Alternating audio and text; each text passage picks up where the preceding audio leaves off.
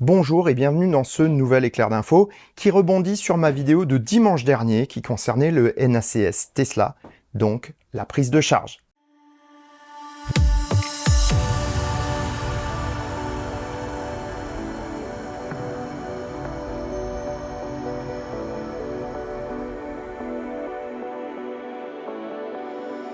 Si ça te plaît, mets un pouce vers le haut et commente. Si ça te plaît beaucoup, abonne-toi. Et si ça te plaît vraiment beaucoup, dis-le partout.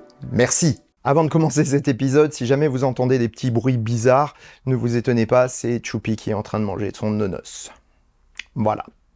En ce 9 juin 2023, General Motors a annoncé adopter le NACS comme norme de recharge, à savoir la prise Tesla. Pour moi, c'est une sacrée surprise, parce que GM est un constructeur qui a fait partie de ceux qui ont créé le CCS, à savoir la prise concurrente à la prise Tesla. Si Mercedes-Benz et Volkswagen Group voulaient essentiellement créer le combo européen, le combo CCS américain a été conçu pour GM et par GM. Adopter la technologie d'un concurrent, qui plus est Tesla, est réellement un sacré message. Au début de son existence, Tesla a subi les railleries. Les constructeurs traditionnels se moquaient à qui mieux de ce constructeur un peu loufoque qui n'allait jamais aller très loin.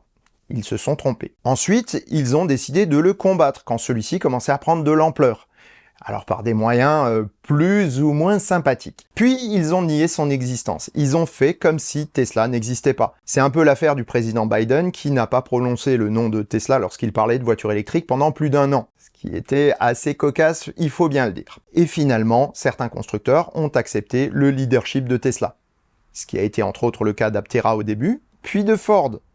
Et maintenant de General Motors. Certains constructeurs en Chine, comme XPeng, ont décidé d'utiliser les technologies Tesla pour construire leurs voitures, avec des gigacastings. De là à ce qu'ils adoptent le NACS aux États-Unis, il n'y a qu'un pas. Voyons maintenant ce que cela implique.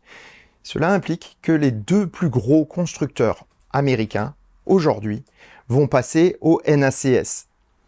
Ce qui veut dire qu'ils vont avoir accès à tous les superchargeurs. Tous, sans exception, pas seulement ceux équipés de Magic Dock. Cela va permettre aux utilisateurs de ces marques-là d'utiliser leur voiture de manière tout à fait normale, comme on le fait aujourd'hui avec une Tesla. Et ça, c'est une énorme avancée pour l'électromobilité aux États-Unis. On avait déjà presque cet avantage en Europe, puisque si Tesla ouvrait tous ses superchargeurs, cela permettrait à tous les utilisateurs européens d'avoir une utilisation équivalente à celle d'une Tesla.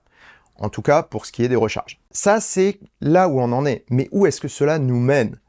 Eh bien, cela va nous mener probablement vers une généralisation du NACS.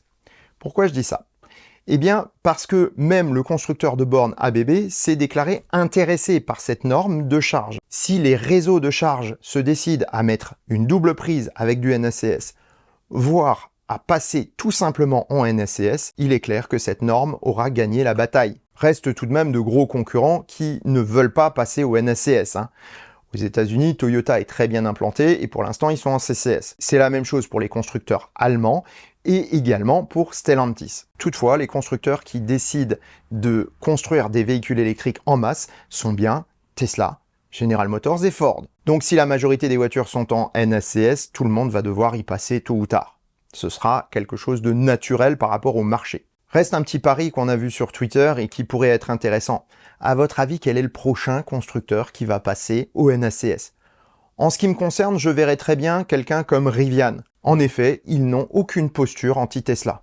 Contrairement à Lucid, qui je pense va faire de la résistance pendant relativement longtemps. Du point de vue des constructeurs traditionnels, je pense que Stellantis va résister également, mais je peux me tromper, et que Volkswagen aussi. Ça aurait été bien différent si Herbert Diess avait été encore aux commandes et cela aurait encore donné un avantage au NACS. Ma foi, aujourd'hui, le groupe en a décidé autrement et on verra ce que ça donnera pour l'avenir. En tout cas, il y a plein de nouvelles, plein de nouveaux modèles qui sortent, qui sont bigrement intéressants. Depuis quelques mois, voire même quelques semaines, l'ère de la voiture électrique a réellement débuté, avec des présentations de produits qui sont excellents et qui sont vraiment adaptés. L'acceptation de la voiture électrique par les constructeurs traditionnels se répand, tout comme les postures anti-Tesla diminuent. Et ça rend le marché plus sain et surtout va permettre une croissance rapide.